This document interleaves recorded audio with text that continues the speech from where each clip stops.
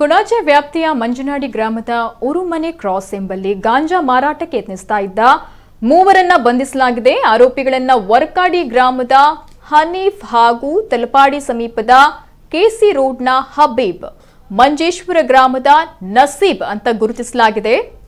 ಆರೋಪಿಗಳು ದ್ವಿಚಕ್ರ ವಾಹನದಲ್ಲಿ ಗಾಂಜಾ ಸಾಗಾಟ ಮಾಡ್ತಾ ಇರುವ ಬಗ್ಗೆ ಮಾಹಿತಿ ಪಡೆದ ಪೊಲೀಸರು ದಾಳಿಯನ್ನ ನಡೆಸಿದ್ದಾರೆ.